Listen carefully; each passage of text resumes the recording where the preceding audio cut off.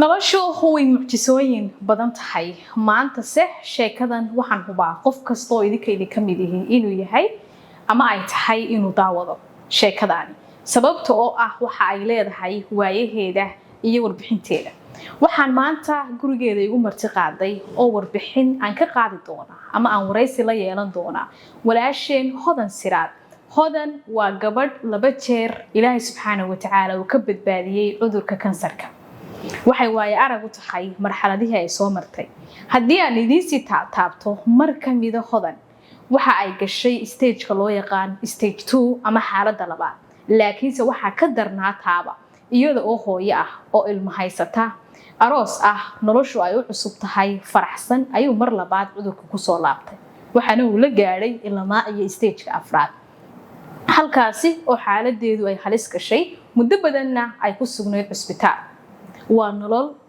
farxad ahayd oo hal mar isu bedeshay murugo waa nolol mararka qaarkood quus gaadhay laakiin Ilaahay wuxuu yiri la taqnadu min rahmatillah Hodanna waxay qaadatay aayadaasi Quraanka ah ha ka quusanin raxmadda iyo naxariista Ilaahay kadib Hodan way badbaaday maanta Hodan waa gabadh yar oo dhalinyaro ah oo qurux badan haysatana 2 ubad ah oo Ilaahay ku arsaaqay xaaladda Hodan ay gaadhay oo ahayd inaanay xataa caruur dhali doorin ayuu Ilaahay ka gudbiyay uga heeliyay qadarka iyo qoraalka waa wax Ilaahay gacantiisa ku jira inagana waxa laynooga baahan yahay dadaal Hodan waxay haysataa ayaan iyo Amir waxay nooga sheekayn doontaa sheekadeeda waxay nooga sheekayn doontaa si ku badbaaday sidoo kale Hodan waa gabadh u dhaqaaqda arrimaha dadka la nool xanuunka kansarka dhiirigelisa ka hadasha masraxiyada waaweyn ka sheekaysa inay noloshu isbedeli karto ku booqato cusbitaalada waxayna leedahay organization weyn oo ku caawiso dadkaasi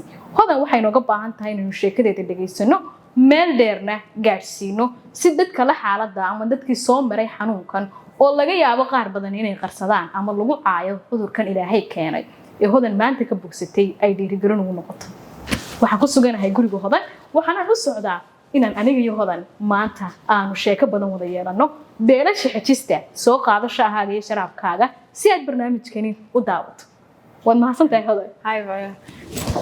Thank you so much for coming to my house today. I'm so glad we're able to talk about this and talk about like cancer in the Somali community, inshallah, and hopefully we're able to get our story to somebody that it's actually impacted. Thank you so much. Yeah. Waan ogaanayo sheekadaada bal ugu horeyn maxaad ka xasuusan kartaa yaraantaadii iyo noloshaad soo martay siday ahayd intayna u gudbin markuu kugu dhacay cudurkani kansarku markan yara like you know much ma xasuusday because hooyaba like wax kasta dhaqtarka la hadlaayeen all I remember is my point of view iyo like ani sida maraayay iyo ani waxaan like sameynay and stuff so ma xasuusdaa like ano caadi iska ah like normal school aad jire dugsiga aad jire I used to eat like home cooked meals I lived in a good neighborhood like you know so like all the things that like now looking back like oh my god this causes environment ka all these things that cause cancer like I didn't think I had it and everything you know like really gay like cancer like you know only then other than waxay like school ku tusaan and everything really gay ma arkin qof cancer qaba mise cancer ma maqleen mise maxaan u leen jiray cadaanka bis intay ku dhacday I never thought it was qof Soomaali really gay ma arkin qof Soomaali ku dhacday and everything you know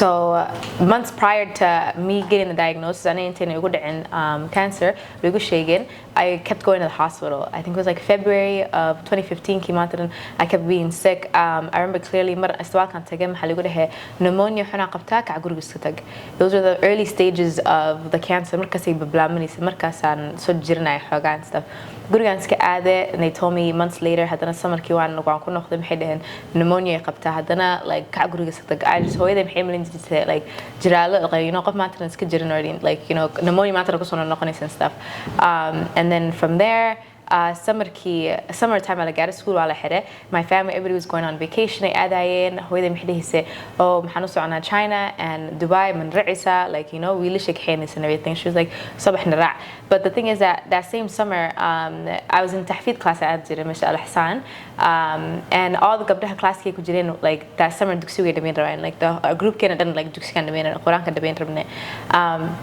So hadaan bixi lahaa waa lika reebi lahaa, and then I wouldn't have graduated with my class. So I was like, oh Maya, I don't want to go, I want to stay back. I like you know when you're a child maxaa rabtaa facaaday darkaa inta like you know you want to graduate with your friends, you want to do this with your friends wax kasta, you don't want kaligaa inta lagu reebo. So I stayed back, aniga aabahay and my younger sister stayed back, and I was going to Advocacy 7 days a week. Finally, like school I leave and everything, and like the second week into school, محل ده graduation of like you know all the missions markay isku maan jiray commission centerka 2015 I had, and we had the graduation waxaan isku diyaarinayna. Finally, alhamdulillah, I finished the Quran and everything, and then that Sunday we had a graduation. Mind you, this whole time and dugsi was ku diyaarinaya wax kasta caadi ah. I have no symptoms, I have like no none of the things oo lagu garto Cancerka and all that stuff. Like I'm perfectly healthy. I was eating my food normally, I had no symptoms, nothing. Okay, and then all of a sudden markay maalintii oo graduation ka ahayd caadi aha, we went to the graduation place. I walked across the stage.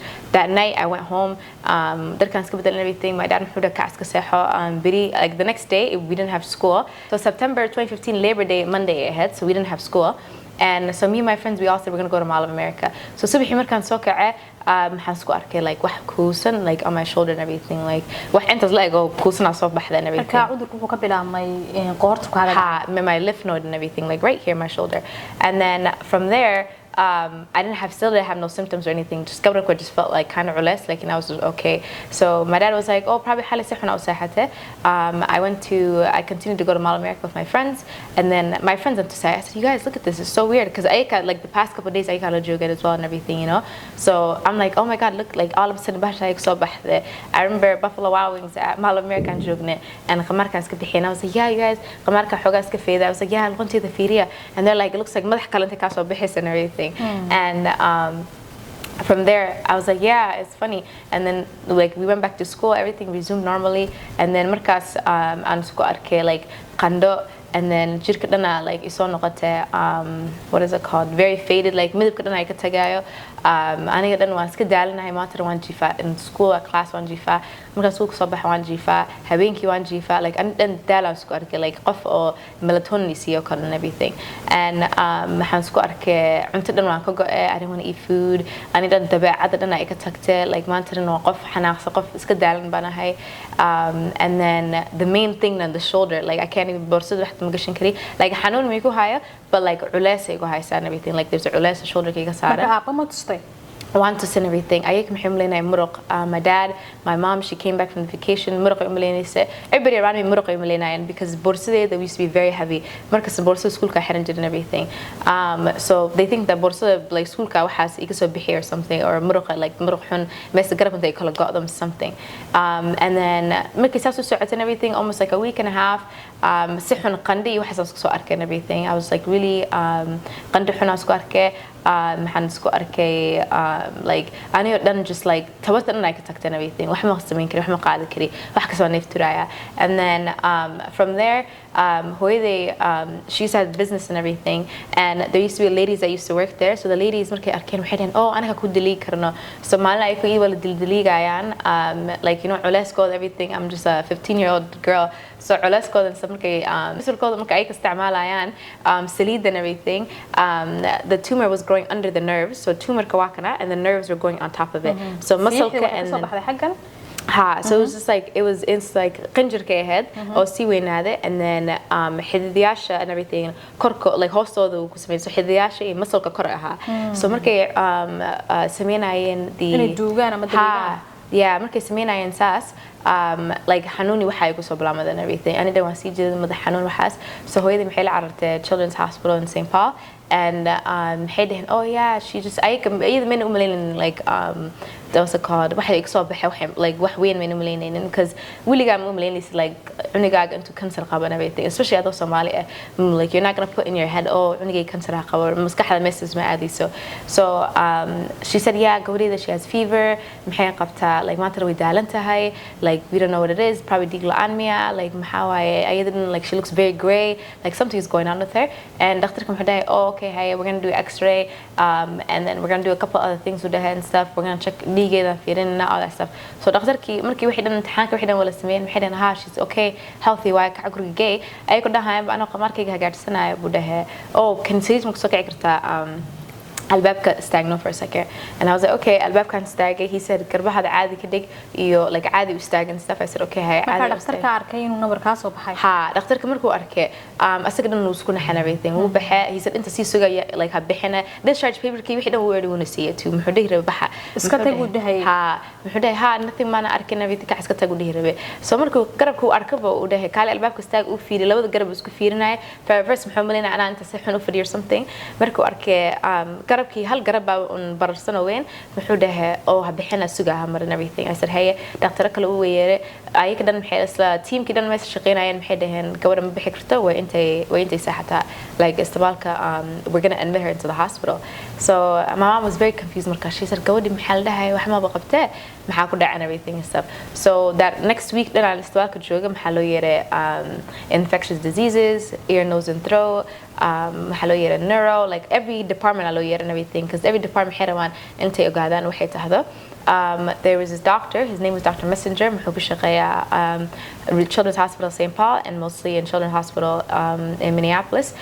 He's a specialty doctor. He specializes in blood marrow and cancer, like blood cancers. You have to specialize in. So markuu imaado and everything, we fiiri, the symptoms wax kasoo fiiri, then duq aad duq waay and everything. And hooyadii aabahay buu banaanka u bixiyay and everything. Wuxuu dhahay banaanka mana ku hadli karaa. He's like, oh, aniga like you know, I think he was like Palestinian. He was Pakistan. No, not Pakistan. He was some type of Arab. It was Palestinian. It wasn't Pakistan. But it was some type of Arab waha. And he Muslim nu waha like diintiisa wixiisa like you know arkaysan stuff like ducay wuxuu aqrinay hooy u sheegay muxuu dhahay oh like you know gabadhiina I saw this a lot of times with he said symptom yaasha doctor I was like for a doctor for before your daughter was born with and everything doctor ahaan jiray ha he said doctor inta soo dhalan gabadha ha he said abaad dhan doctor ahaan jiray a lot of people aan arkay a lot of dad aan soo arkay symptom yaasha waxan and everything. He said all of the symptoms ay haysato all the muuqaalaha dhan uu arkay muxuu dhahay waa cancer like boqolkiiba ma la isweydiin cancer waaye but muxuu dhahay just to be safe maxaan sameynaynaa biopsy and then biopsy noo sheegayso biopsy is going to be proof intay cancer gabadha qabto. biopsy-guna waa in testiga lagu ogaado ama shaybaadhka lagu ogaado cudurka cancer ha so muxuu dhahay intaan fiirino waaye and I said okay haye hooyadii aabahay soo galeen maxay dhaheen oo beriya lagu qalayaan stuff dhakhtarka muxuu maleeyaa something but we're not sure ayakana like way ka qarinayaan and everything because it's like you're 15 years old marabtid intaad telefoonka aqaadid aad search up graysid like oh saxan xasa qabtaa and everything and stuff you know. So dhakhtarha everybody is telling them like oh be very like precise gabadha waxa u sheegtiin and everything like gabadhan like ha ka nixinin and stuff. So I had my surgery on Friday gurigaan tagay and everything like meesa luqunta dhan like laga qalay injirka la soo bixiyay isbuuci bar ka bacdi and everything arbaca markay ahaydeen soo waceen and they said oh what's it called ma imaan kartiin Children's Hospital in Minneapolis. Ana kana maxaan degnay in Ramsey County. We lived in Roseville so our whole life maxaan degnay Children's St. Paul. So we again ma aadan Children's Minneapolis male Children's Minneapolis laga tagay xataa mooyada mina aqaan. So she was like okay hey so we went to Children's Minneapolis and maxaa lagu dhahay oh okay doctorka who was really nice and everything aragnay and muxuu dhahay oh I have gabdha waan haysta I have and everything all around your age and stuff. I have a lot of patients on arc and everything and I think that like you know you're going to survive with and everything and stuff. He said waad badbaadi doontaa. He was saying hooyaday ugu dhahay like she's like okay maxay qabtaa way ka badbaadiyay laakiin maxaa waxa noo sheeg muxuu dhahay gabadhiina maxay qabtaa Hodgkin's lymphoma which is cancerka dhiiga waaye and everything dhiiga cancerka lagu sheegay and everything and maxay dhahay meesha soo bararta maxaa la qalay muxuu dhahay waxaas maxaa markay cancerka dhiiga ee cinjiraha iyo waxaas ay gasho way soo bararaan and everything like they overgrow and stuff and everything the tumor that's the whole cancerka maxaa wax oo uncontrollably badanayso waaye and everything the cells and then from there he said that oh daawadeedii waxayna u bilaaban karnaa like hadda like you know very early like it's very fast growing like he said that daawada like I'm very positive that daawada durbo intay ku baabi'i doonto and stuff so hooyadii like everybody like waa loo sii sheegay ninkii duqa ahaa oo sii sheegay like gabadhan cancer ay qabtaa boqolkii laakiin imtixaankii la qalay ba so like boqolkii dhihi doona and everything so hooyaday markay like people ay la hadlaysa and everything her family members everybody maxay ku dhahayeen alla gabadhan waxaas macahe maxaa waaye ilaahayo mise like what's it called wax kala jirin everything gabadha inta Afrika la geeyo waaye oo like quraani wax lagu soo akhriyo oo like xaggas ay tagtay and everything so dhakhtarkay ku dhahday okay dhakhtarka muxuu leeyahay your daughter cancerkeeda is fast growing so inta hadda daawo loo bilaabo waaye like hadda isla weegan daawada laga sii gaarsiiyo intayna sii faafin meelaha lagu sii faafin and then hooy maxay u dhahday 2 bilood ma siin kartaa what's it called gabadheeda like Afrika waxaas wadankan ka bixiyo probably markas like stress waxa oo keenan everything stuff whatever with maxay malin other things like in there so she was like wadankan ka bixiyo ka bacdi 2 bilood mise bil ka bacdi and everything aan hadana scan ku celino intaan wax kale aan daawiyo waxaan ku borodin which is true because a lot of people maxaa la maqlaa daawada markay dadka qaataan intay ku dhintaan mise like a lot of bad side effects waxaas and everything so a lot of even hatta not only Somali but even cadaanka they try to look at other ways to save their children because like qof weyn iska difaaci kara iska hayn kara laakiin ciyaal like is way stronger than ciyaalka and everything and stuff so it's like the chemotherapy is very bad it's very strong so it like the old mom so like most kids they don't have a they could iska xajiyaan so hooyada maxay dhahday ma Afrika ma geen karaa quraani waxaan ku soo akhrinaa waxaas dhakhtarkii markii muxuu dhahay 2 bilood gabadhaad ma bahaysato sanadka dhamaadkeed ma gaarayso and this whole time waxaan dhan ka dhacaysa maxay ahayd September of 2015 marka uu warka inaad dimanaysid so muxuu dhahay cancer there's 2 different types of cancers there's 2 different categories la usually cancer maxaa la geeyaa aggressive which is like fast growing ones oo hadana there's fast growing ones and there's ones that are fast growing oo hadana daawada waxba ka taraynin wax kasta ku sameyn kartaa daawo kasta siin kartaa like they're not going to respond any like to the chemotherapy they're not going to respond good laakiin maxaa jira qaar oo xoogaa iska way xun yihiin laakiin xoogaa iska fiican yihiin because ma sii faafiso aad ma sii faafiso and everything marka adiga cancerka uu keeguha Kegi was the fast growing one I had it was very aggressive it was very fast growing maxay dhahan like dirbo like hadda markay ayaga injirka ay bixiyeen maxay dhahan injirka from imtixaankay sameeyeen and everything maxay dhahan waan aragnaa already the cells like where do we see we weynaan outside of her body as well and everything so muxuu rabaa daawada durbo iyo wax kasta u balaawa hooyo markii like ayadana way isku naxdeen she's just like oh my god like so waxaan ku dhici kartaa like what caused this what happened she had a lot of questions and then dhakhtarka muxuu dhahay like it's up to you why would have everything like daawada ma rabtaa amse like what do you want to do and everything what's your decision so markii dambe waxaan ku dhahay okay what my decision is that tomorrow maalinta ku xigtana ciid ay noo ahayd and everything everybody was celebrating Eid what's it called that habeenkaasna it wasn't Eid Ramadan but it was Eid weyneed ahayd and everything the one with no Ramadan so that's how the only way I know the difference so markii dambe we left the place and ka tagnay and everything hooyo maxay wacday eeday and like aabahay everybody wala wacday and everybody was like like it was very sad news for them and stuff they were just like oh my god and then I told the doctor before I left I said that maxaan rabaa tomorrow's Eid and I want to just have one good weekend with because we didn't have school the rest of the week so I said I want to have one good weekend with my family and my friends because Eid friends everybody is school maadaan and stuff it was very normal ahead and everything I feel like everybody like what's it called one school in man everybody was very happy everybody like it was more like family hana school in man and everything and then all of our friends I feel like it was very fun it was one of the most memorable ones from my teenage years it's one of the ones on like aad u xasuusta and everything and then so the following week was October 2nd ahead markaas daawada lii bilaaway and everything Friday 6 a.m. all day sogal aabahay kaxeeye the flamboyant waxay bilaaween and finally chemotherapy gaan bilaaway so the chemotherapy dhakhtarka waxay ii sheegayeen and the nurses waxay ii sheegayeen isku diyaarinaaye maxay ahayd like xanuun badan like dareemi doontaa saana dareemaysaa waxaas and to me I was like okay hey the first day marka qaadanaysid ay daawada actually kula socoto waxba ma dareemaysid it's just flambo caadi kula socoto kala waaye maxaad dareemi doontaa like the following day or mise hours ka bacdi markaasay xoog u bilaawi doontaa intay shaqayso intay your cells ay disho and like wax kasta cancerka wax kasta ay so like disho like yeah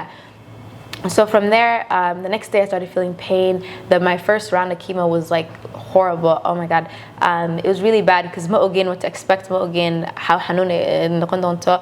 Ma ogeyn like gacmaha lugaha intay xanuujin doonto, afka dhan ay xanuujin doonto wax kasta. So the following time, a week and a half later, marka my second round aan sameynayay, I went to the nurse ay dhehaysa maanta inta imaato. Oh, ilmaha kale floorka oo cancerka ku dhacay and everything, or like daawadi waxa soo socdaan movie daawanayaan caawa ma soo bixi ma daawani. And I used to be like, no, I don't want to watch anything. No, because teenager on a high. I'm like, oh no, I'm too cool. Marka mas taga ba other teenagers baba jogaan ba ilma like juniors, seniors, and then ilma middle school ku jiraan and everything. It's like it's not only like ilma yar marka hospitalka dhexdiisii. Ha, in isbitaalka dhexdeeda mise the floor of the cancer ward. There's a mail room or TV room, media room la dhaho. Or ilmaha like iska imaan karaan, game isla dheeli karaan. Because marka isbitaalka ku jirtid and everything. Adi then like you're gonna feel like you're already like going through a lot. So qof u baahan tahay kula hadlo, kula like saaxiib waxaas u baahan tahay. So they made a room for ilmaha where they can play games, watch movies, like popcorn waxaas ay cuni karaan. Marmar like the Vikings would come, or like marmar like other people would come and everything and like talk to the kids on the floor from there. And then the cancer floor was just one blocked off floor for all the cancer patients. So markii dambe I know ilmaha la hadlay and everything, like the other like people there, and I was telling them like, oh, ani waxaan qaba. They're like, oh, ana kana too. Like there was one person, oh, lugtay marka gashay and everything. There's another person battling brain cancer. There's a bunch of kids battling so many different cancers and stuff. So markii dambe ana kasoo wala hadlin and everything. Maxay dhaheen waxaan weydiiyay, oh, afka aad ay xanuunaysa and everything. I was like, the daawada like it's really messing up my mouth. What should I do? So one of the kids wuxuu dhahay, oh, ani maxay caawisa ice chips, like almost ice cream hadaa cuntid. Because Cancerka, no, the chemotherapy, it doesn't attack anything that's qabo. So had the ice cream waxa cuntada and everything, almost popsicles, afkaaga dhan ku xanuun doona the next day and stuff.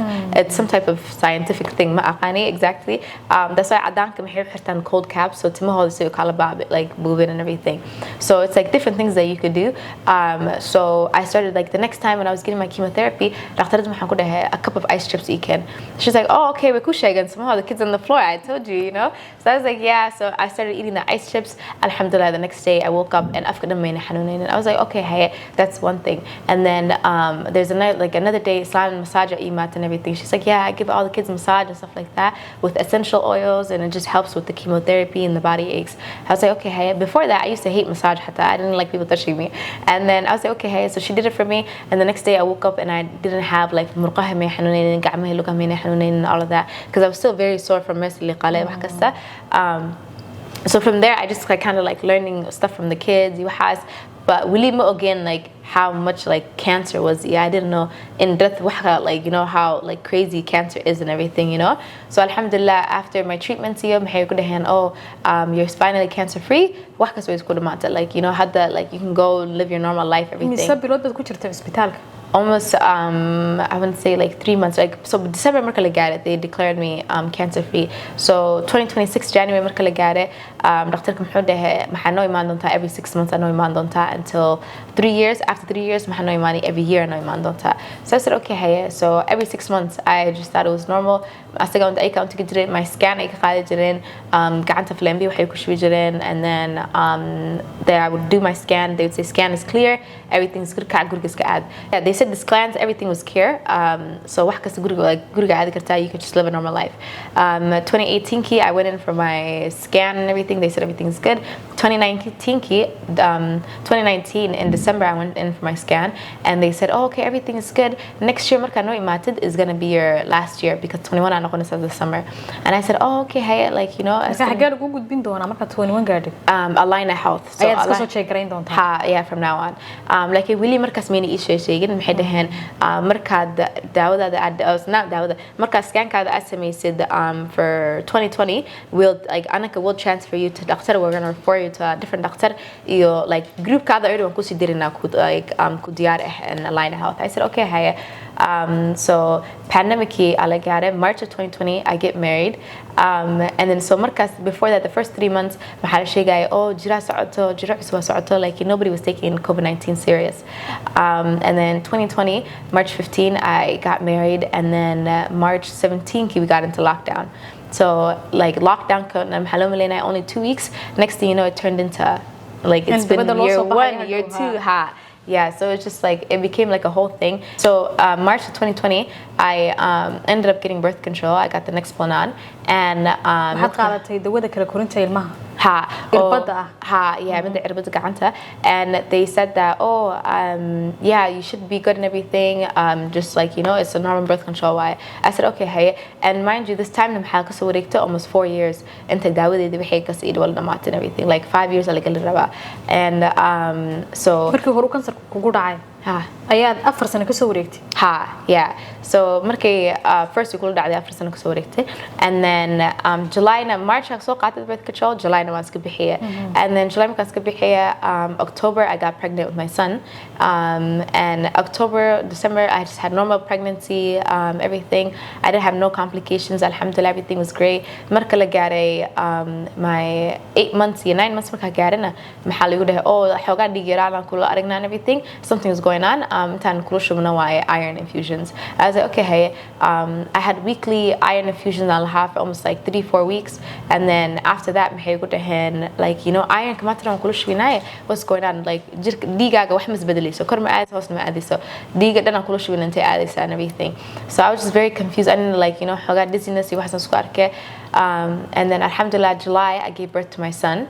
ayakana waxba like main isku fiirinin like the cancer iyo dhiig la'aanta iyo waxaas dhan like maskaxdooda ma ku jirto, because already intaasoo sana ka soo wareegtay and everything. Qofna markuu cancer daawi wax la siiyana oo 5 sano ka soo wareegto, asaga iyo qof weligood ku dhicin waa isku mid, like because jiradii jirkooda ka baxay, daawooyinkii jirkooda ka baxay, wax kasta jirkooda ka baxay, so like everything is like brand new and stuff. So adiga qof weligood ku dhicin isku mid baa tahdiin. And then from there I gave birth to my son. They said okay, kaca guriga aad. I went home. Week 1 went by, week 2, week 3, week 4 marka la gaaray I started noticing I had like night sweats. I didn't want to do that maanta dhan, maxaan isku arkay madax xanuun, maanta dhan waan daalanahay, like I could sleep a full night sleep. My husband wuu soo jeedi jiray wiilka at night, and then wili maxaan arkaa on maalintii anoo daalan ba and everything. I'm like oh my god, I'm so tired, and then deep sleep aan ku dhex jiraa almost all the time. And then from there I also saw that qof ay ku soo noqotay around like week 5, like I know afartanka almost aan gaal rabo, qof ay waxay ku soo laabtay. So I went to the doctors. They said oh, it's probably because COVID-19 I qabtay marka dhalisay. So COVID-19, there's something that's called long COVID, so that's probably like the symptoms that wili kula jiraan and everything. Just give it a couple more weeks, you should be good.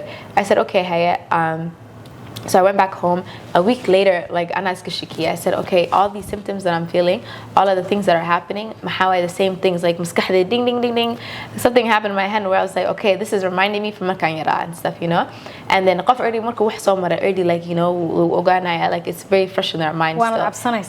Yeah, so I'm like, okay, what is the chances of this coming back? Because for the whole year pandemic and everything, the year and a half, close to 2 years, ani masmamarin scan, Dr. Malakin, like I didn't do anything and stuff. And then I kept telling my husband, oh no, it's okay, it's been like almost 5-6 years, I don't need to doctor and everything, like I'm perfectly healthy.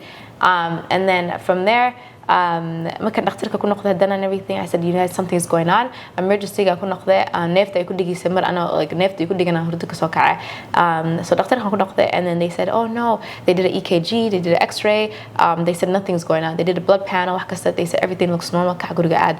I said okay, haye. And then I had a follow-up appointment coming up and everything with a lady on Willigay Arkin.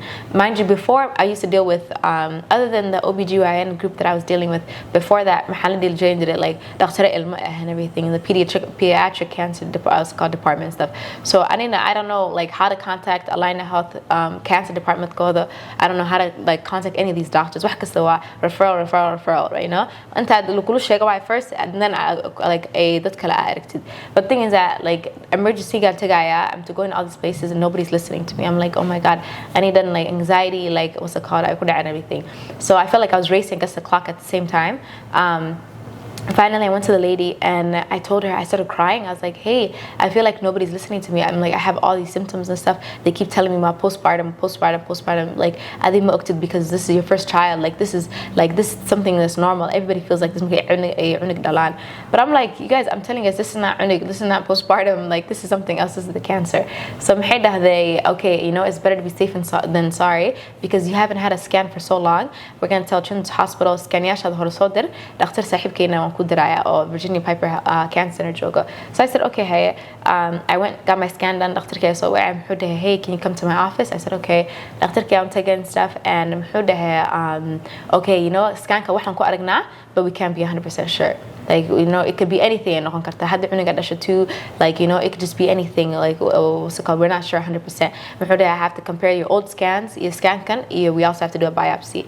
I said okay hey, we scheduled the no, messy like injury wala bixiye, so injury kala soo barare in my throat. So I can show you the video later on as well. I recorded a video one time of me coughing, and I was just like, and that was the thing that guaranteed for me Cancerka. Already anyone knew it, so before the doctor called me that the cancer came back. So I ended up took a video of me qafacayo maxarta on wax inta like boom, so like wax kusun soo baxay maanta and everything, and the only time I saw bixisa maxay ka qafacay and everything, you know. So I was just like okay, you know, that has to be the reason and stuff and everything. And then my whole family xaleeyin garabki may ku soo barata dana, and I'm like no, garabki may soo baran cuz qanjirkaas already waa la bixiye, waa qanjir kala hadda inta what's called ay gashay. There's a lot of qanjira inta dhan, like you know, your armpits, your neck, you're everywhere.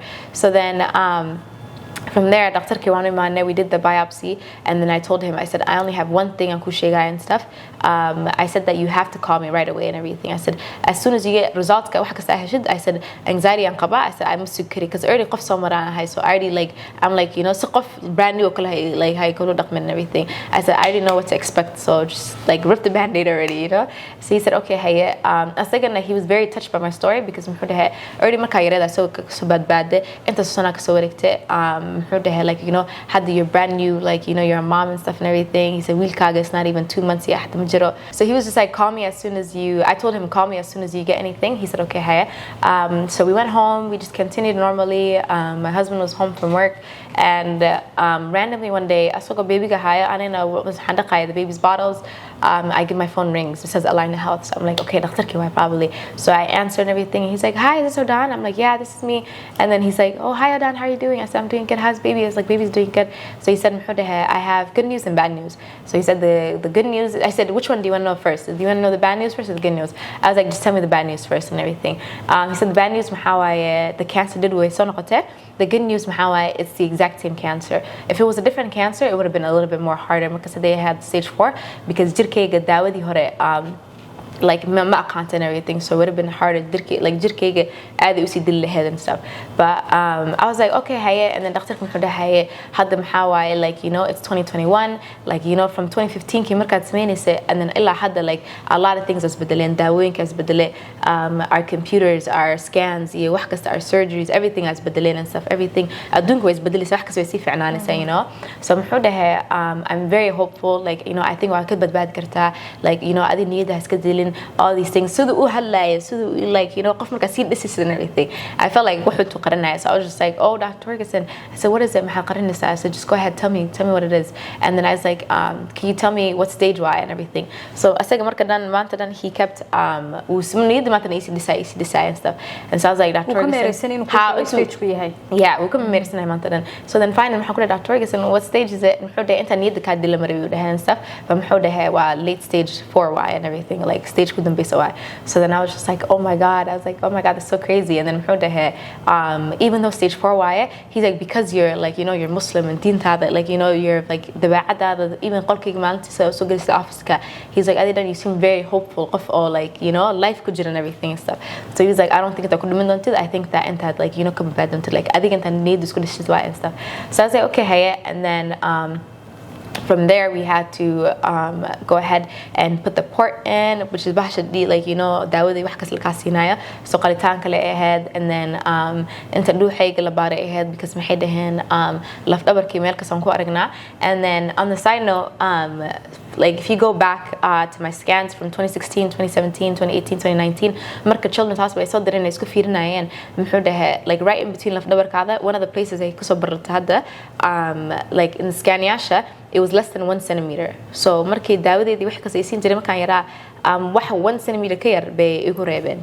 So maxay dhaheen, oh, waan fiirinaa, hadday weynaato dan daawo kala daqaato waay, haddayna weynaanina waa stable. That means like daawo ma baahnid, laakiin waan fiirinaa, we're gonna keep a close eye on it and stuff. So muxuu dhahay sometime between January of 2020, like December 2019 was the last time I had a scan. So I'm sometime between January of 2020 illa hadda scan ka kala qaadate, so a year and a half. Cancerka like gudahaas ay kusoo noqotay and everything and stuff. So it could have been birth control key, could have started it. It could have been the pregnancy. It could have been COVID-19 markay kula dhacday and everything. Immune system kaada probably like waxa like intaas yar that 1 centimeter yara oo cancerka kula dhex jirtay like waxa soo kiciyo or something. I don't know how to say in Somali. Somali they say something like wax like stable ahead and all of a sudden way soo kacday like something waxa like what's it called tapped cancerka adana ay ku sii faaftay meel kasta and everything. Waxa soo toosiyay. Waxa soo toosiyay. Yeah, waxa soo toosiyay and then it started spreading from there, and because I didn't get a scan for so long, that's what happened. And then markay maxay dhahan all of the iron ee lagu shubay back in month of May or June, it wasn't working because the cancer was ayaka daawo waxay ku siinayaan like in cancerka ku sii daliso and everything. They said pretty much the only thing I u sii jirnin waxa waay your son uurkiisa ku caawinaya and everything and stuff. The uurka was giving you strength and like nutrients and stuff and everything. So I was like the placenta was giving me nutrients as well and stuff. So maxay dhahan like you know uurka like it helped you in somewhat and everything, but if they had found out had they heli lahayeen markaan uurka lahaa, they automatically would have terminated the pregnancy. They said that yeah, because they said that you have to start chemotherapy right away and stuff and everything. So I said okay, hey, because they said stage 4 usually like they don't try to keep like the baby and everything and stuff because it was growing everywhere. Nolosheeda, my lungs, my neck, lafdabarka, and then so I had to do a lot of biopsies, bone marrow biopsies. So what's called my hip left and everything. So from that markaas waxaan ku dhahay okay, hey, I want to start treatment right away.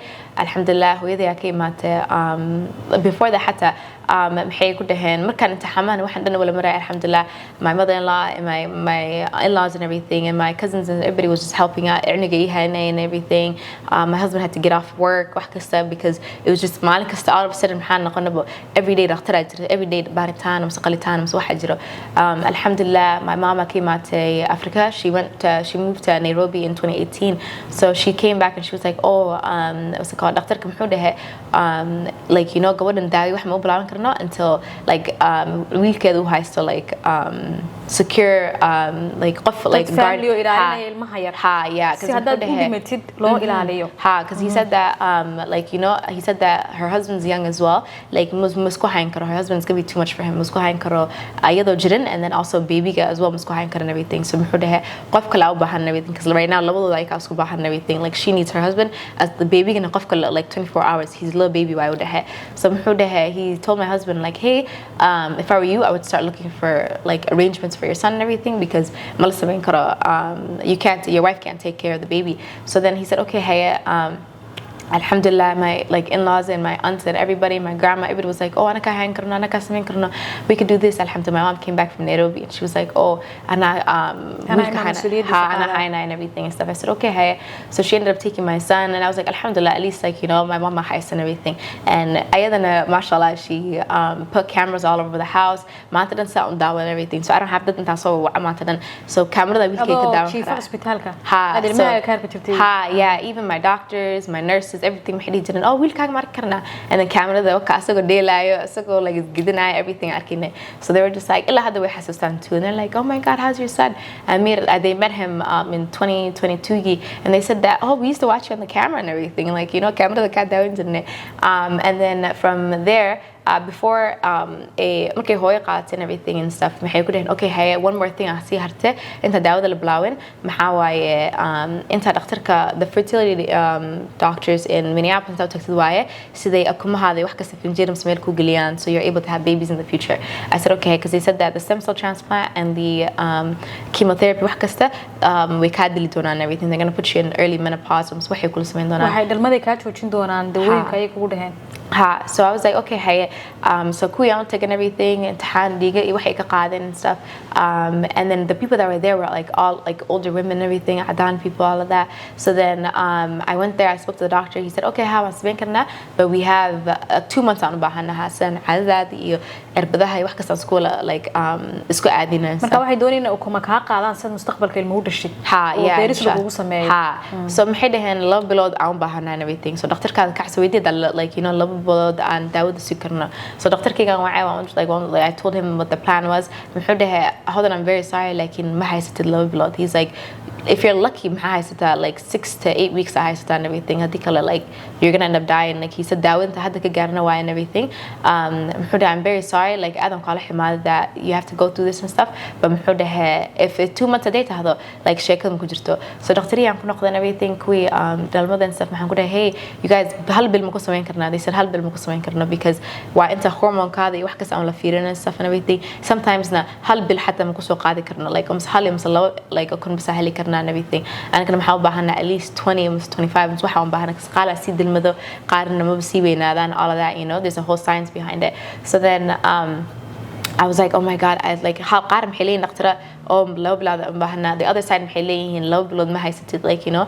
so I'm in this area where I'm like oh saan ma sameeyo it's like 50-50 dooranaysa markaa inaad ukumihii dhigtid oo 2 bilood sugtid si aad hadhow ilmo u dhashid iyo inaad dawadaadii bilaabatid maadaama kugu wuri wax 2 bilood ka yar baad haysataa noolaan kartaa hadda dawada qaadan weydo so it's like I need and I'm like oh my god so maxaan wacay Dr. Farhiya Abdullah who is my OBGYN and mashallah she's literally one of the best doctors ever and ayadana the whole pregnancy la socotay she knew my cancer journey everything waan u sheegay when I was first pregnant and so wax kasta like she was keeping a close eye on me but markan wiilkayga aan dhalay ayada like you know she was my OBGYN and she said that Hodan like you know had the wheel or 2 bilood hatta jirin I was like he's not even 2 months dhahday wiilkaada like you know billy baru jira and stuff like you know ilahi like alhamdulillah wuu ku sii wiilkan and everything you know I would say daawada iska qaadan and stuff because maxay dad jiro oo like you know caafimaadka wiligood jirinin wiligood soo tagin oo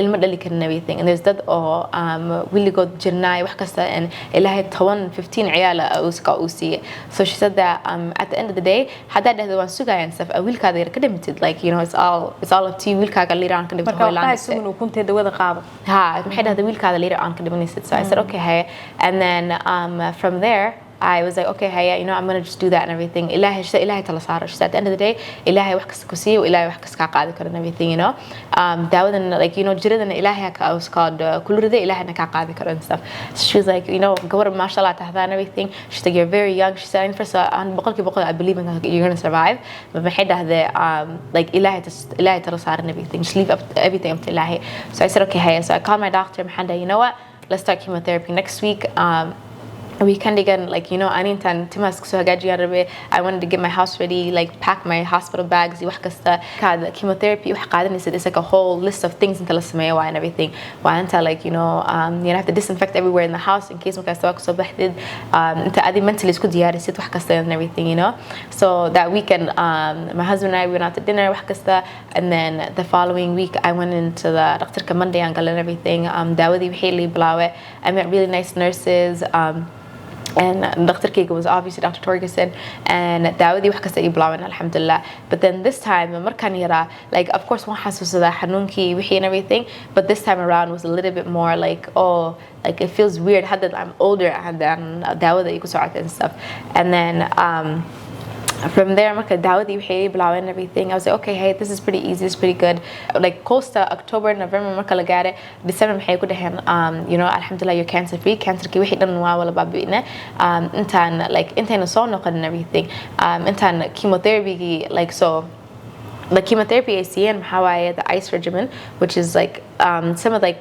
some bad cancers like some bad chemotherapies like in like add musiham and everything like it's the next level from kuyara aan qaadan jiray maxay dhaheen maqa kuwas ma ku siin karnaa anymore kuwas wax ma ka tarayaan hadda stage 4 so ay ku xoog badan ku siina I said okay hay so markay ACN maxay dhaheen hadda waan baabi'in and everything laakiin durbay soo noqon doontaa wili dhiigaadi waxaad ku jirtaa like within like hadan chemo ga hatta ka dayna 1 week or 2 weeks cancerka durbay soo noqon hadana and stuff so maxay dhaheen waa intaan adiga dhan difaacaada iyo dhuuxaada dhan aan dilnaa markaan dilnaa ka bacdi dhuux cusub aan kula shubinaa and then wiliga cancer kula soo noqon doonto and everything maxay dhaheen the success stories is not as high as the bad like the stories and everything maxay dhaheen so the success is very low but maxaa waaye at least something to try because maxay dhaheen already laba jeer kula soo noqotay marka DNA daada iyo afirno your genealogy na wax jirkaada ku jirto waa and everything wax dhiigaada ku jiro so hadda raacay so maxay dhaheen hadda daan ka dayno aan dhahno oh hadda your cancer free ka iska bax who knows like سنة بعد لو سنة بعد 6 سنة كمان wax wiligeed kula soo noqonaysa waaye because adiga dhiigaada iyo maxay ku jirtaa like your genealogy ay ku jirtaa and everything something DNA kula jirta waaye so no matter what way soo noqon doontaa adiga duuxaad intaan dilna iyo aan bedelna waaye so I said okay hey wiligood ma la maqlin I've never seen any other Somali person saas ku dhacay when I went on YouTube waxaan arkay only cadaan like Islaama cadaan and everything ku dhaceen and stuff so it was just like you know very I didn't have qof or like either my skin color ahaa or mise qof Somali aan weydiiyo so you know ilaahay inta tala saartay I was like okay inshallah I'm just going to go ahead and do it University of Minnesota dhakhtarka kale Ali did and everything his name was Dr. Jacket and mashallah he was literally another great doctor alhamdulillah ilaahay like doctor fiican ku soo alhamdulillah and then so Dr. Qisada and everything he said you know I think you could do this and stuff he said it's very hard why would the hand everything like in Dr. Torgerson already we shake like go and if there was anybody or samayn karo like go and samayn karta and stuff so marka stem cell transplant so wax la samaynayo like of that extent anybody must samayn karo waa inta wadnahaada la fiiriyaa oo imtixaan badan wadnahaada laga qaadaa your lungs inta la fiiriyo hada like you know neefsan karta and everything lugahaada gacmahaada maskaxdaada like a lot of different departments ala arkaysa and everything oo intay ku tijaabiyaan ay ku tay imtixaan badan ka qaadaan ay dhahaan dhakhtarka noo diraan ha okay anaka waan baasina marka when you get approved from all your doctors meel kasta markas ka bacdi imtixaan dhan marka approve oo like okay la dhahan everything looks good ka bacdi aad samayn karta the stem cell transplant so muxuu dhahay like yeah you know your doctors maxay leeyihiin adiga like you know dabeecadaada the way you're very determined the way maxaa leedahay oh daawadan wax ma aha and everything markaan yar haddaan sameeyo haddana waan samayn karaa and stuff he said that like dad qof like maskaxdaas oo kala haysto baa kansarka badbaadi karo and everything haddaad dhihi lahayd like oh ilaahay muxuu waxaan kuluday iyo oh my god like my life is over mise depression and those god isku siiradi lahayd mise adiga dhan haddaa like you know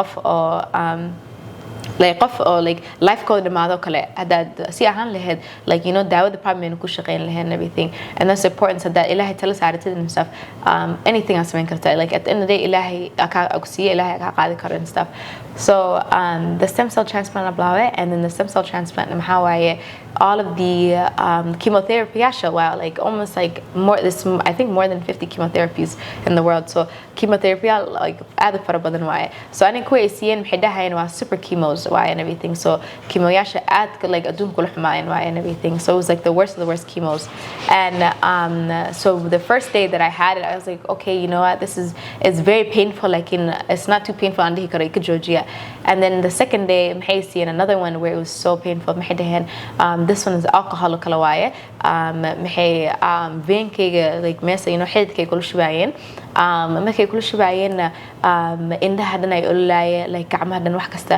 and this chemotherapy particularly maxay dhaheen ma joojin karno they said that like is usually way ka joojin karaan break ku siinayaan and then mid kale isna maxay dhaheen maya 30 daqiiqo gudaheed inta ku dhameysad waaye bacdan everything oo daawadan so qolka nurse ka isoo gashan everything nurse ka maxay dhahaysa okay ma shubina 10 minutes ay soconi and then 2 daqiiqo ku siinay break 10 minutes ay soconi 2 daqiiqo was called break ku siinay I said okay haye so we matay socoto dan ani I'm like oh my god I can't breathe like the pain was so bad and then mar and this is why they said maskaxda hatta inta la fiiriyo why because I know message jooga daawada iyo socota and everything caadi qof kursiga fadhiyo kale like so ani isku hadlino kare I was talking to my grandpa oh Allah naxariista he ended up passing away a couple years before but my grandpa la hadlay and everything and stuff caadi ani asaga like so ani like hadlino kala la hadlaya and then like the nurse she ends up saying oh ya la hadlisa I'm like oh my grandpa ma aragtid miya islaanta maxay leedahay mana joogo meesha grandpa ha ma qofna qof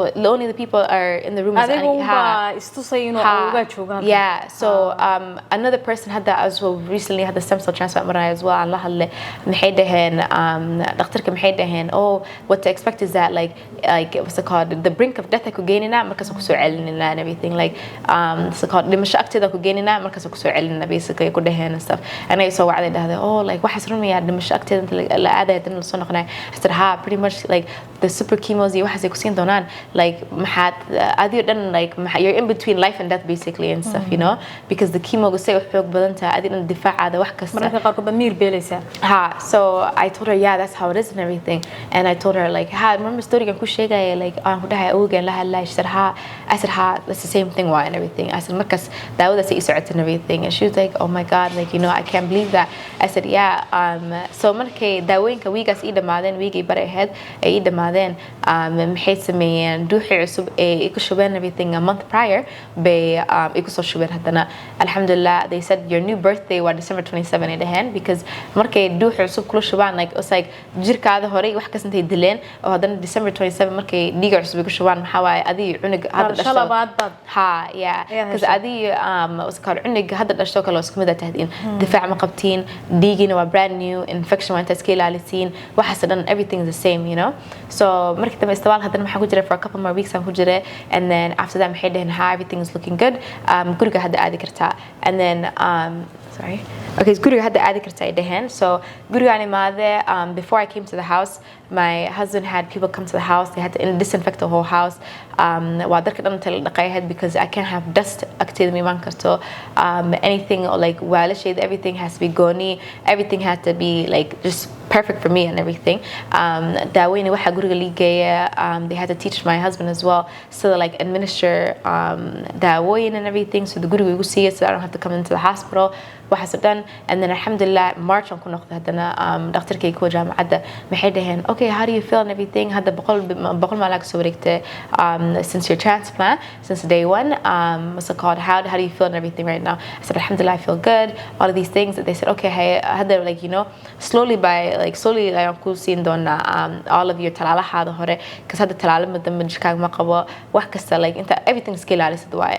So alhamdulillah I was able to be at home and be isolated and wax kasta and then towards the like every 3 months on Tagaye and then I went back in July and then I went back after that and they kept saying everything looks good but around the same time March of 2022 markan Dr. Kuda Utaga and he said everything looks good and stuff. I was like oh we need dig muku soo noqonin what should I do and everything and stuff. He said oh yeah that's normal why like don't expect digagan to soo noqdo. I said okay hey so then marka la gaaray May I had an appointment with my dhakhtarahayga kuwa OB/GYN-kaya maxay dhaheen oh yeah we need to start checking your hormone count and stuff because we want you to start taking classes or maswax or qof into nurse ay ku barto either through Zoom or something about menopause or like after chemotherapy dadku waxay ku sameyso and all of that stuff and everything. I said okay hey marka waxay ku diyaarinayeen inaad dalmadii kaga gurtay ha and like kalaasidaas qaado ha like u baratid what life is going to be like dilaan and everything and stuff so then I didn't know there's like a whole world of thing of Islamaha like and everything what happens to them and stuff like that. So from there I was like okay hey so June like right around my birthday Islanta or wait so I'm hey I'm going to call you this next week or everything for the Zoom. She said you don't have to come into the office, it's going to be through Zoom. I said okay hey so they scheduled me for the dhakhtarka and everything and it just happened to be the same dhakhtar uu dhahay jiray oo laba bilood aan u baahanahay intaan ukumahaadi wax ka soo aruurin. waa dhakhtarkii markii hore waxamaha doonayay inuu diyaariyo yeah so I said he was available so he was the one who did the Zoom meeting and then alhamdulillah shukru I don't know for what reason but the same morning the Zoom meeting waxaan lahaa like it was like my birthday was also close as well. I think it would be past my birthday. I ended up getting my period that week out of nowhere. ay dadka dhan dhihi jireen dhiigaada maxay showing that dhiigaaga intuu soo noqon doonin mar dambe markaan imtixaamay wax ka qaadno like you're complete menopause ku jirtaa there's no way like iska ilob lifekaas dhan and everything so mar dambe inaad qaadid iska ilob ha and then intay caadadii warka wax inta ku soo noqotay iska ilob and everything ma soo noqon doonto. So I know I must have called my birthday week but like I ended up getting my period so I was like oh okay this is very weird.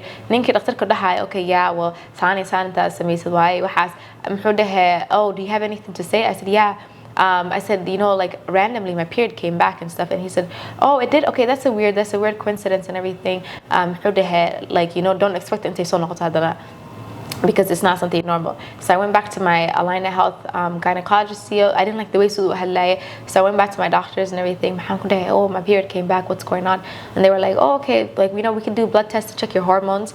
It's not gonna come back or anything, or it's probably like a fluke or something. Why, whatever. Like jirka probably like daawado so something's going on and everything to kickstart it. So I was like, okay, hey. And then 28 days later in July, I ended up getting my period again. I had the Flow app, and then so it said exactly 28 days later, it said you're supposed to get your period in 1 day. boom, my period comes again 28 days later. And then I went back to the doctors again. They said, okay, yeah, it's just a fluke. Like, that's not and stuff. I'm like, okay, hey, fine. And then August, same thing again. My period came. And then the thing is that had they saw like in July had they saw 32 days or 35 days or 36 days like in exactly 28 days later I saw again exactly 28 days later, and that's usually like the normal range for periods and stuff like that. So then from there I kept getting my period and everything. Oh, ayaa iska saagi doonto and everything, like her rumaysan and everything. Ayaa iska yeah, don't make yourself happy, like it's gonna end up stopping. I said, okay, Haya. I went to Africa in January. I went to go visit my mommy. Finally, doctor maxay dhaheen waa bixi kartaa and everything Africa, but only maxaan ku ogolnahay 3 bilood, and then kabacdi intaad soo noqotid waa ka scan u baahan tahay dhiiga inta barno difaacna ma lahdid, so meelaha u bixinay dhaheen. I said, okay, Haya. So Nairobi aade, and mashallah, like Nairobi is a whole vibe. It's my favorite city ever. So Nairobi, and my mom, she was giving me like fresh fruits. Like she kept giving me like smoothies and like qaro iyo wax kasta, like like all the things she was pampering me, giving me nutrients iyo wax kasta.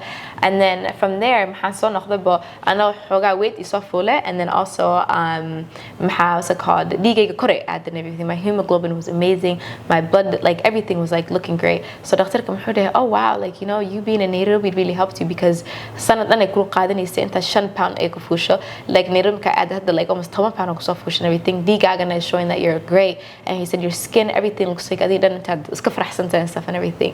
And I was like, yeah, you know, Nairobi was a vibe. And then he was like, okay, hey, he said, you're still getting your periods? I said, yeah, I'm still getting the periods. He said, okay, hey. And then March, towards the end of March, Ramadan, April was Ramadan. May, I started feeling sick again. Like madax xanuun, like laba, all these things. And then doctor kan sige, so they said, oh, we need to do a pregnancy test just in case. So they did a pregnancy test, and they said, oh, okay, we need to do an ultrasound as well. Ultrasound is mean. They said that the pregnancy test is positive, and the ultrasound is showing that you're around like 4 weeks pregnant, 5 weeks at Sigalurta.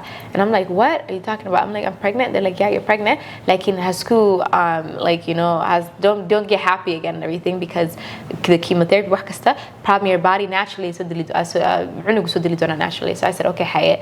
So then I kept waiting every week. I was like, okay, you know, when is this miscarriage gonna happen and stuff? And then all the way to 13 weeks I got it, and then 13 weeks got him, okay, gudaha sogal again, we're gonna do a blood test or aan arki doono unuga do any type of germs wax intuu qaban everything. Yeah, alhamdulillah, we waited 2 weeks, and they said that, I think it was like it was early in the morning. My husband and I were awake, and then my phone ding, a message I saw that and everything. One of my cousins I want to be the one that opened it up and everything, because also the gender of the baby as well. But you know, aniga like I have anxiety, and it's early in the morning. So what I did was that I just opened it, and then I started screaming. I was like, oh my God, it's a girl. My husband was like, what? Oh my God. And I was like, yeah. And so everything's negative, and then and I was just like, yeah. So I was just like, oh my God. And we were so excited. Everybody was so excited that day and everything, all the shaking and stuff. The anatomy test at 20 weeks, then if anything, if she has any physical stuff, they said which includes like her spinal cords and everything, like like her facial stuff and everything, if she has anything physical. So I said, okay, hey, don't get too happy, don't get too happy. So then finally we got to 20 weeks. Alhamdulillah, she was a very healthy baby. She's growing perfectly fine. She's growing like older than her gestational age, and everything. Baby like, you know, everything looks good. She looks like she's happy, like, you know, everything and to send everything, like she was perfectly fine. So I was like, alhamdulillah. And then third trimester oh, into dawa soqat and everything, and the super chemos, they said xanuunka like foolad like markaa si caadi u gashid ha Okay. so maxay dhaheen we want to schedule you for a C-section most likely Qalliin baan kuu Ha. sameynaa. So ayaka they predicted intaan sabaq soo gali doonaan January 17 so marka loo sii dhawaado my mom waxay dhihi jirtay oh like markasta like duco akhriso and everything like ilaahay soo xasuuso ilaahay like alhamdulillah and everything ilaahay nimcadii wax ka sugsiya already and stuff so I was just like alhamdulillah and then markaan u sii dhawaanay January already dhakhtarihii kale ay soo wacayaan dhahayaan hey markaas aad u dhashid we want you to intaa soo gashay scan intaa qaadatid intaan taasi wax saad samaysay all these things so I said okay haye because ayaka dhan way la yaab yihiin the fact that I'm pregnant is a healthy pregnancy waxaas and then maxay dhaheen probably uurka your hormones kore u kaceen and everything so probably wax kale soo bixi karo and everything so they were trying to keep an eye on that and then January 10th, the day before that actually, January 9th, I went in for a scan and everything, and then Dr. Hindu maybe the add a host of joke and everything, so like it could be any time like in the next couple of days and everything, like maybe the DRY and stuff. And then it also looks like no, that's called gurigeeda. I said okay. That morning, like nobody waxaan arkaya, and then Islanto I saw wacda from the mother baby center. Hey, are you able to no so we want to do another scan? I said it's already Shali scan. What no so gal. The baby looks like the placenta and nutrition fat and scene and everything. Baby that looks like gaja probably heist or something. Like they it's really bad why and everything. So they were probably gonna have to do early birth and everything before your due date and everything, which January 17 and I was just like okay hey I was very nervous and stuff. And everything markay fiiriyeen and everything okay yeah like they get scared and everything when just in case and wax isku diyaarayaan and stuff but it looks like baby girl's okay everything looks good what I would say is that when do you predict inta dhali doonto and stuff and she's a really great doctor. Her name is Dr. Buzali's, and she's from Seattle, I believe. And I was one of her first patients as well. And stuff. That's why I always say, Alhamdulillah, like Ilahi always gives me best doctors. When do you want to give birth and stuff? I said, oh, I want to give birth like this weekend or like next week or stuff. I still have some things to do and everything. Baby, so like from the way baby the way your cervix everything is, it looks like baby by your lucky Friday had gaartid and everything like sooner dhali doonta diyaarad jirkaada everything is showing that you're ready for your body's ready for birth and everything.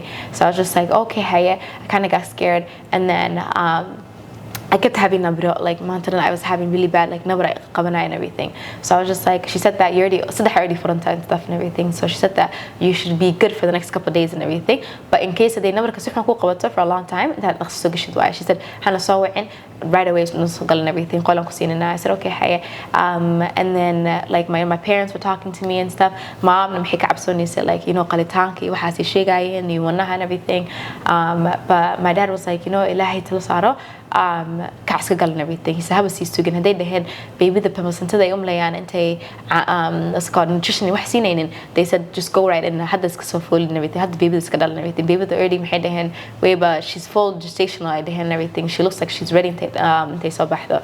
So I was like okay hey waan ka fikirin and everything and then my husband and I decided okay you know what ask galno my husband was like you don't want complications later on hadda maanta ask galno maanta diyaar banahnay. I said okay hey so we went to Carmel. We went to grab some food and everything and then we grabbed my son's stuff. We took him to my mom and then we went to the hospital and they said yeah okay the nurse that was still in the office was the same nurse this morning checking she's like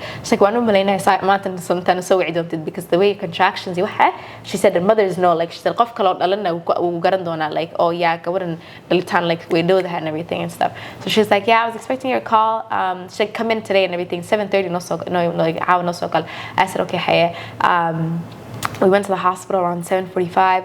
Most of the waiting room عبارة and everything. قالوا وحنا ديارناين ورقدي وحنا صحيحنا. And then we went into the room at like 8:30 ملهاس. And then from 8:30 to like 9:30 أنا like baby ده وحلو كحراي على وشي ده وحلو كحراي. أنا اللي ديارناين فلان بدي وحلو قلنا and everything. Really دكتور ده منو إيمانن like in حنون كي حاجة like we from this morning it's a little bit more but it's not too much where أنقلنا or something And then from there dhaqtarada waxay leeyihiin okay yeah you know most likely C-section waa and everything kuwi like qalitaanka yaa la sii diyaarinaya like just in case they wax dhacdo everything waa like the backup plans already wala diyaarin everything so dhaqtarada ay soo gashay stuff maxay dhahdee you know what do you want to do she said C-section straight ahead ma sameena or do you want to just at least try to risk it that should like caadi ahaan and everything I said you know obviously ma rabin intaan into anything but in hadday wax dhacdo like straight away qalitaan ay geeyaan and everything and stuff so she said okay haye ayadana she kept predicting that oh like maxaa dhali doontaa around 2 a.m. 3 a.m. meelahaas dhali doontaa and stuff from the way your cervix is iyo wax kasta so I said okay haye maxay dhahdee wax yar kuleelasaan ku siinaa and everything so wax weyn marinta ku siiyo say wanahaada ay u qaraacin like more and everything so she said that I'm just give you level 2 bisan ku siinaa she's like wax yar she shouldn't feel too much pain I said okay haye so level 2 and everything it just felt like you know dhabarka intay xanuunaysa and everything just lugaha and stuff caadi ahaan like caadi ahaan telefoonka ku hadlay waan iska socday I didn't have epidural or anything and then maxay imaatay around like 9:50 imaatay and stuff maxay dhahdee hey I'm about to go into my break soon ay dhahdee because it was also shift change soo socota so the nurses the day way baxayaan kuwa habeenka soo galaya tobanka habeenimo iskala bedelaan so she was like oh my break and aadi rabaa fa maxay dhahdee ma rabtaa intaan biyaha ka dilaacayo so biyaha dan ka dilaacayo it's going to be faster kuleelasada koronta u sii qaadna ma aha everything probably like you know dirbe baby imaan doonta like around 2 a.m. 3 a.m.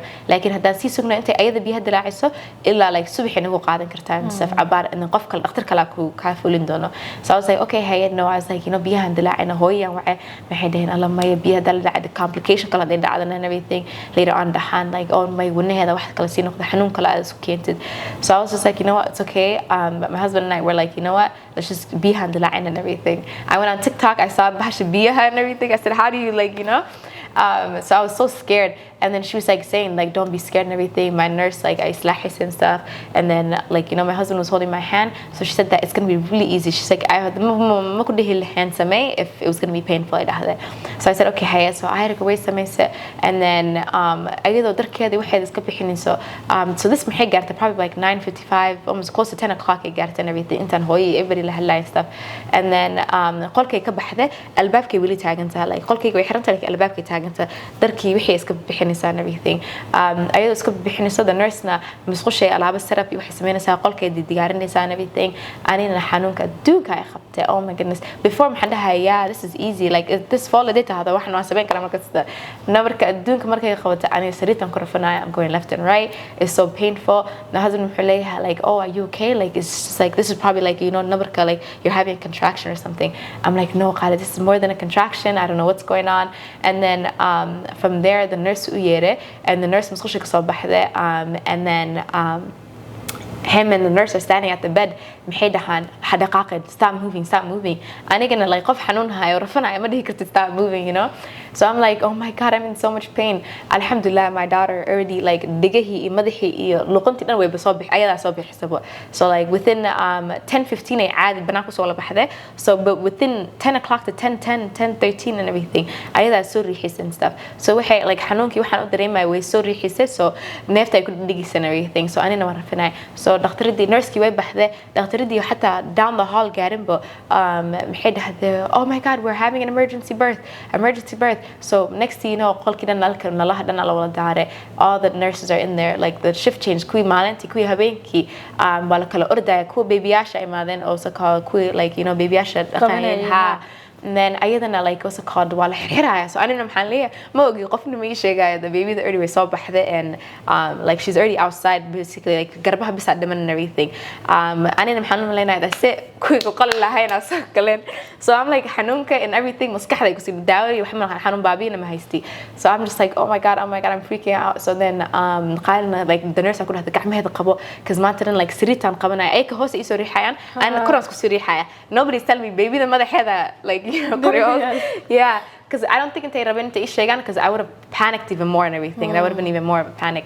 and then the nurse was like okay you know put your legs up we're breaking the bed and then dhakhtaradii ay maat and everything and then she's like Hodan you're doing such a good job I'm so proud of you blah, blah, blah. She's like the baby's out right now and then they said just only one push because maxay rabaan garbihi unu intay soo baxday and everything you know baby-dana waxay adin xanuun dareemaya ayada soo riixiso laakiin garbahayga like masakod garbaha ma soo bixi karaan like it's just too tight and everything so then finally I was like, okay, hey, 1, 2, 3, all the boom, baby, the way so baxday. So I'm like, oh my god, my son, or like 45 minutes plus and folinay and mother push stop sameynay. Hadana mashallah, this little girl or half push ayada so bixisaba and everything and stuff, you know. So then my husband, he called like hooyaday and everything. They were like, oh yeah, ilmaha so seexin doona markaas ku imaan doona and everything and stuff. Like 2 a.m. hadala dhahe time ahayna ayada maxay dhahday, okay, hey, xogaa indhaha isku qabanaa and everything ka bacdi hooyahay soo martay. I said, okay, hey, my what's it called, mother-in-law, everybody maxay leeyihiin, okay, 2 a.m. okay, inshallah soo waca. And then all of a sudden, like within 15 minutes ala soo wacay. My mom's like, maxaa dhacay gabadhii, okay miya, maxaa qayladii waxaas maxaa waay. He's like, you won't believe it, baby, the way that shit. She said, baby, they askale.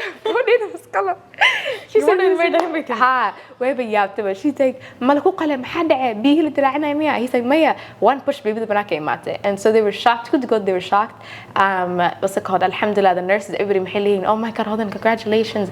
Because I could go them maxay dhahayn like C-section waay gabadha and everything. Qalitani waxaas ay diyaarinayeen. So they were just like, oh my god, it's a miracle. One push, could go, they couldn't believe it was just one push baby ahead and everything. عادي we're so baxday and everything. عاديhan, like, you know, we're so baxday and stuff. They said she's completely healthy. 10 fingers, 10 hands, 10 fingers, 10 toes. qayladeedana mashallah, she was very loud markay soo baxday ooyna afka furtay. And then alhamdulillah anigana, like, you know, daawooyinkay waxay siiyeen and everything xanuun baabiyaha maxay kor aadi kartiin. And then that's when my anako kor xatana la geeyay, my parents here came to visit and they were just like, we can't believe, like, you know, already like within 15 minutes, 10 minutes I go to kudashan and everything. And in a really shock ay ku jiro because maskaxda maataran maxaan isku diyaarinay qalitaan iyo all these bad news and stuff. And then I had to find out that this birth was way easier than my son's birth hata and everything, you know. And then my mom was saying that hata, like, she's like, oh, wiilasha gabdhaha isku mid maaha, wiilasha, like, you know, waa ku rafaadi and everything, like gabdhaha ayaka kaligood isku soo baxayaan and everything, you know. So she was just like, you're very lucky, wallahi. And then from there, maxay dhaheen, everything's okay, like, you look digaga, everything looks so good, kaca guriga aad. So then the last time aan dhale, we had the whole scare, Cancerka soo noqday wax kasta. So this time around, like, you know, dhaqtarahayga, they were on call maantadan. My husband and I, we were both scared. My parents were scared. Everybody was scared. Everybody went. qofkastaa wuxuu ka cabsanayay mar kale soo noqdo Cancerka. They were like, okay, you know what if Cancerki like uurkeeda isku hand in hand isku yihiin. Alhamdulillah, marka afartinkayga ka baxay, I went to the doctors and I had way more energy this time. Because God's blessing, why the meaning is God's blessing, and mashallah, she is God's blessing. Golden, like, you know, everybody was saying that, oh, we got we got medali donted, but like before that happened, and everything. Then we got medali donted, oh yeah, like, you know, like every time and everything and stuff. Alhamdulillah, you know, and everything. At the end of the day, Dr. Farhi Abdullah, he said, like ilahi tala saaro, you know, and everything, like gabadhi raata hada and stuff. At the end of the day, like, you know, ilahi waxna ku siiy, ilahi nu ka qaadi karaa and everything, you know. And from there, like, you know, it became like a true testament, like, you know, that ilahi tala saartid and everything that did, you know what, I don't care what these doctors are saying, I don't care what anybody's saying, ilahi and tala saaranaya and stuff, ilahi and igarab haya, I'm going to be okay and everything. And alhamdulillah, I feel like my life is a living proof that, like, you know, and everything, that ilahi is, like, you know, the truest of planners and everything. And alhamdulillah, from there, after like postpartum and I would always get random calls of people saying that, oh, hi Habire, or Mr. Hatta, like a guy as well also called one time, and they would be like, oh, mahan, like, you know, mahan like Cancerka badbaaday, and like, you know, ayaa number kaaga nasosi, like number kaaga nasosi, so Mr. hebel number kaaga nasosi and everything. Mr. marka yareeda xusuusnaanta kula dhacday. A lot of people didn't know the second time around they kula dhacday too, and they would said that manoo sheegi kartaa, like chemotherapy waxay tahay iyo like dhaqtarka saas waxaas uu iga sheegay and everything, what do I expect and all of that, you know. And then حتى a story that did touch me was Islan in 2023 summer case. So وعد محيد هذا هاي هبيري محليكو شيء breast cancer. محن هايستات تون عيالي ده and everything, you know. She's like, I don't have any other help. Like, I don't know what to do and everything. And then and I was just like, oh, like, you know, she told me my grandma نبرك سوسي. My grandma was like, oh, قبلي ذا وعد and everything. كسر عيالك بدباد and everything. عيالك أقانتو. So I was telling her like daawado وحكست, and I told her like, you know, I don't want to sugarcoat it for you, but maxaan dhahay it's going to be very painful. I said ilmaha like hadaad school geysa hadaad subaxii adag like cuntadii wax kasta wala sameeyay hadaad aad markaas haysan everything waxaas lama sameyn doontin and everything because daawada like you know xanuunkeeda iyo waxaas dhan and everything adaa u baahan qof inta ku haya. So I told her that you know just expect for intaad xoogaadi waxaada inta haysan doonin and everything. I said that inta u yeertid waa and everything inta daawada bilaawan intaad you have to make sure your affairs and everything is in order because marka daawadi wax kasta ay ku socoto you're going to need adinta lagu haya you're going to need and it's not wax xun maaha but you're going to need like a group a community qof dad oo niyada ku dhisayso oo ku dhisayaan oo maxaad u baahan tahay dad oo ku dhahayaan ma dhimin doontid like ilaahay waxaan ku siiyay ilaahay ka qaadi karo. Anybody who's going through cancer community waxay u baahan yihiin dad oo ku dhahayaan okay keep going hadda waa inta sameeyay inta ku sii dhimanay kaxsi order and everything whatever you know. And then alhamdulillah I would always get random calls and my husband would be oh yeah so oh qofna I saw and everything. They were asking about the cancer and stuff like that. And then one day we were sitting in the house and stuff and my husband and I we were joking saying that oh what is the chances that I'm for no like something whatever to help so, like you know Somali that are battling cancer and then my aunt would always say habirtay maxay jirtay hodane like you know ilaahay duu laba jeer ka badbaadi and everything gurigaaga iska fadhiisid all that knowledge wax kasta aqrisanaysid shay qof kala tahay and everything. She was like I would have been open a business I would have been dadka caawis she was like dadka ma caawisid meelaha ma she's like ilaahay dhaqtarka dhigo. She's like oh my god why weren't you a doctor or something so and when I'm talking to people as well and everything I feel like I'm very open. I share my story like you know it's not something I'm kabsana it's not something I'm qarsanay or anything like that. Yeah I was studying biomedical engineering and then in 2020 I took a break because I was getting married and then pandemic and then uran qaad and the cancer and then I just never went back after that. hadda marjeynaysa inaad ku laabatid inshallah hopefully yeah hadda doonaysa laakiin inaad caafimaad ama kansarka wax ku saabsan actually like, just recently people were telling me that oh doctor ma gashin or something like that but I don't think I want to do anything with like the hospital specifically but I would love to be a social worker or masaqaf or like you know the social worker yeah helping people and everything because there's so many resources there's so many things that people haystaan and everything that a lot of people don't know and everything and everything especially Somali and everything and the older Somali hatta ma yaqaanan and stuff and also people with kids as well or cancer qaban and everything they don't know that there's a lot of resources there's a lot of things that sameyn karaan oo ku caawin karta and everything. That's where we figured out to open a non-profit like I think this was around in February March markaan dhahayna oo waxaan furna of 2024 I was like oh yeah like you know non-profit mas wax ma furna and stuff and everybody was saying wallahi yeah you know samee like you should lock in like you know samee and everything and stuff because Somalia waxna u baahan tahay but I was just like I don't know like imagine that imaadan dadka hortoodan ku dhaho yeah you know I'm Somali I had cancer twice waan ka badbaaday haday dhahaan cancerka waa la qarsadaa oo mesela like dadka ishooda xaasidi waxa jira and everything maxaad kula sheeganaysaa dadka maxaad kula sheegaysaa waxa and stuff you know because there's always people saying that oh it's such a stigma maxaa waay like waa la qarsadaa amsams ma la sheego cancer da qabtid and stuff like that. So it's just like you know my husband and I alhamdulillah we were at a point where we were like oh this is not something anaka ashiman kan and everything like you know any type of jiro kala waa and everything you know but it's kind of scary because dadka ma yaqaanaan and obviously anybody who doesn't know anything about kugu dhacday inaad qof ogaado inaad kansar qabtid ama kugu dhacayo dadna qofkaas uu ka fogaado kale. Yeah oh my god there's people like when I was getting married too and everything people were saying that oh gabadhe waay like cuz I have a lot of cousins and we're all girls most of us there's boys as well but we're mostly girls. They were saying that oh te waay tijirned miya like you know we're like yeah so it's like you know there's people like that and everything and that's why like my mom is very hesitant and an ka hadlom and business na furo because she wants to protect me and say like you know that jir and everything had they boqol qof oo like fiican oo dhahayan oo waxan wax fiican waay samee all these things haday jirto hal qof baa dhahayo alla maxay qarsato ama se alla saani lagu caayin karo but alhamdulillah like you know qof waxaas oo dhan soo mara oo ilaahi like you know I saw like you know first hand like ilaahi like you know ilaahay soo ufrin and everything that ilaahay markale chance ku siiyo so I'm like you know what I could live if you don't like me I can live if you know because at the end of the day ilaahay alhamdulillah ana saqana hada diyaar baad u tahay inaad difaacdid dadka kale xanuunkaasi la nool ama uu ku dhacay saad ugu qabatid ma cabsanaysid ma ka hadalladooda alhamdulillah mkacabsana and everything. Hadda we decided, my husband and I, to open up United States Cancer Foundation.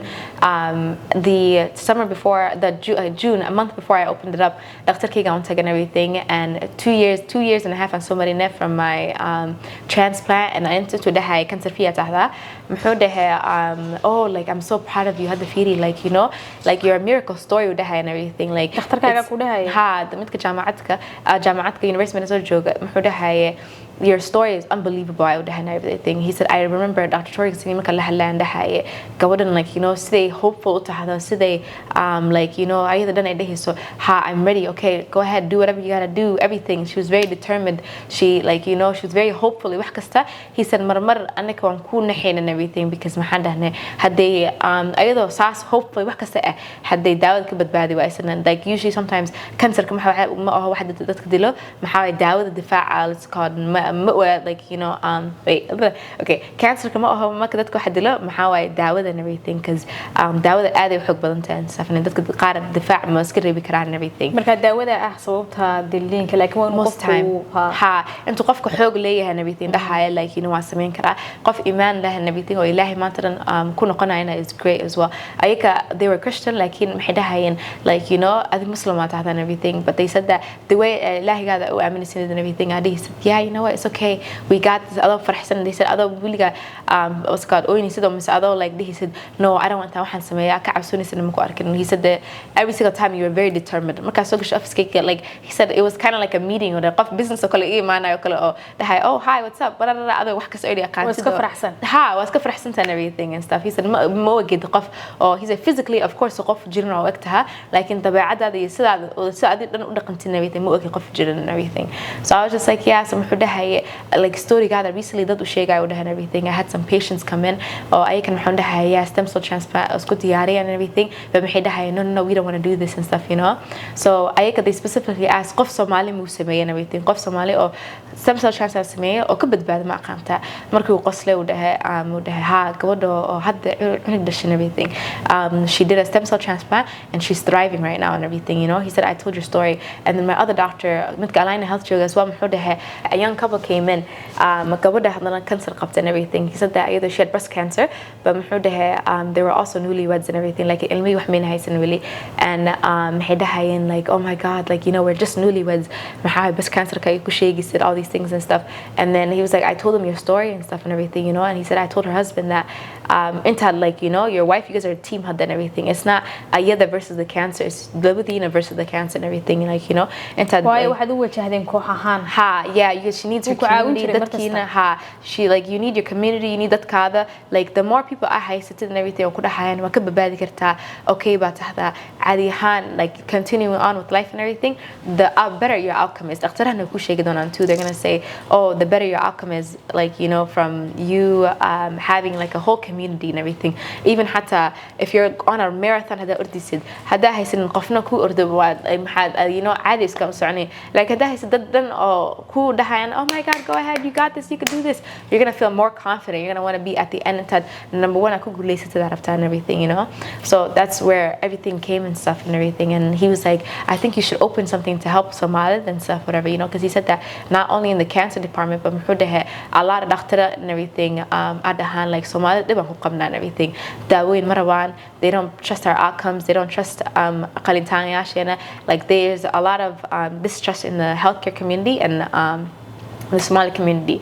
So like, hey, you should open up a non-profit organization. And I told him, oh, you know, my husband and I, we were joking around with it, but I don't know if you want to do it and everything. He said, I think you should do it. And he said that, just know I'm going to be the first person only sponsored G'day and everything. I'll be the first person to say, yeah, Gawadan, like, you know, and everything, what she's talking about is real and like it's true, like I was her doctor. And I was like, okay, hey, so I went back to my husband. I was telling my husband, and I was telling my now team and everybody, oh my God, why don't you do this, like Mafurna or something? So July of 2024, we decided to create United States Cancer Foundation. And then from there, it was still like, we didn't have like the marketing team and all of that. And we're still working on that as well, alhamdulillah. But like, I think it was like September, we still didn't get anything. I was like, oh, I don't know how I'm going to be able to branch off to the hospitals and everything. And at the same time, I was so scared of yeah, like you know, oh I had cancer waan ka badbaaday laba jeer everything. I said حتى online asoo gashay dadka ku caayaan and stuff like that. That's what I was thinking about. But then Alhamdulillah, there was this lady who called me randomly, and the day before, like before that, I was telling like you know my husband, I said like you know, inshallah, like you know, if this is something good for us to do, like Ilahi will give us a sign. If not, like you know, and everything, like you know, just let us know if this is something good or not. And then what's it called? Istighfar, and inshallah, like then I think it was like the next day I think it was 24 hours later. I know T-Mobile line I offered and everything for the business. I know Qisada. I get a random call from my phone. And then she's like, hi, slacك هبيري هذا المية. I'm like, hi هبيري I don't know أنت داي حسوستد أي number كذا سوسيسة محان هيستا like hebel or like you know going through cancer and they want to cancer early summer and everything أنت لفري سنة لحظة like وش and everything like what cancer is and what to expect and all of that. And then I was just like, oh okay, yeah, I can come to you. She said, hi هبيري, I know you have لبع عيال, I know that busy at and everything, just 10 دقيقة 15 minutes at that no إيمان كرتد. She's like, that's more than enough. Ilahi, like you know, I said okay, hey. She said Friday Jum'ah. I said okay. I was so shocked, I was so in disbelief. So I called my husband. I said I got a phone call. Yeah, she said just 10-15 minutes and everything. And he's like, that's our sign. There's no going back at the you know. So alhamdulillah, we just continued on and everything, and then from there we met the next person we were helping, and then the next person, and then hadda we just branched off to like TikTok and Instagram and Facebook, and just like doing more networking and stuff like that, and even hadda doing sometimes in person. Everything is very like, oh my God, like I don't know, like if the person wants to hear this or anything, but I feel like the more and more people I tell my story to, they're like, donation is idii sameeyo ama idii ku deeqa lacago sidee buu ugu deeqi karaa organization. So we have a link and everything, and then we also have a website where you could go to the donation page and donate, but we also have a link that we could attach to today's post and everything and stuff, where they can donate and stuff. All the money and everything we try to give back to the dadka and everything, because everybody like you know marka shaqay waxa ka friisatid daawi wax ku socoto waxba sameyn karin lacag waa iska baahnaan doontaan everything you know.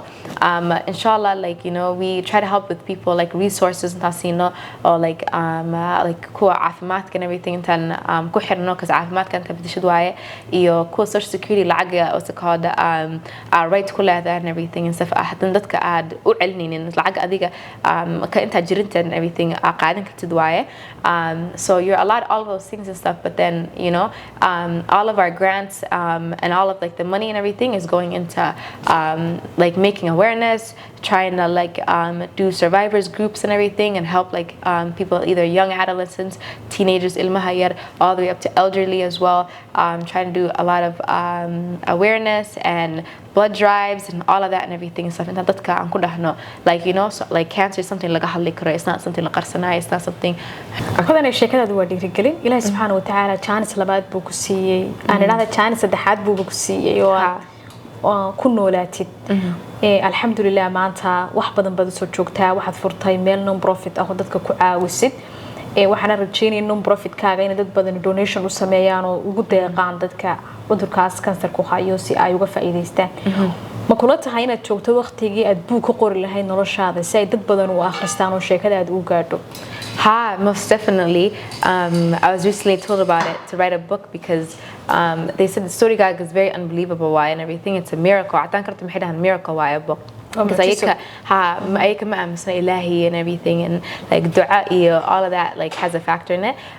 But inshallah, our goal is to write a book sometime soon in the future and then publish it, so a lot of people can at least like you know buga say they had that book to go back to and say that okay, kabudan wake up badbaaday shared all these milestones, all these like you know alaba hormari lahayd and everything and stuff whatever. But alhamdulillah, like ilahi ugu badbaadiye.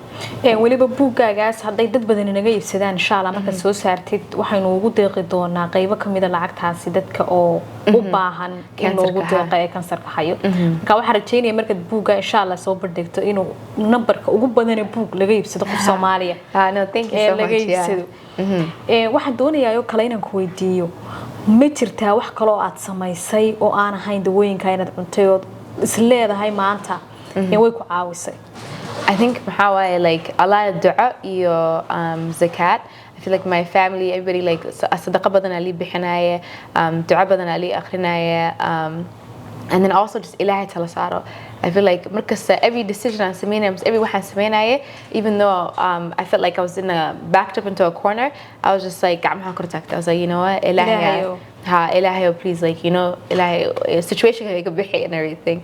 So alhamdulillah, like haddana waa kana habeertay maxay wala dhahaan that ilahay like wuxuu ku badbaadiyay laba jeer maxaa waay, like, you know, dadka soo caawisan everything, wax kale buu ku haay and everything, really storygaaga main dhamaanin and stuff, like really you still have more things to do in this life and everything.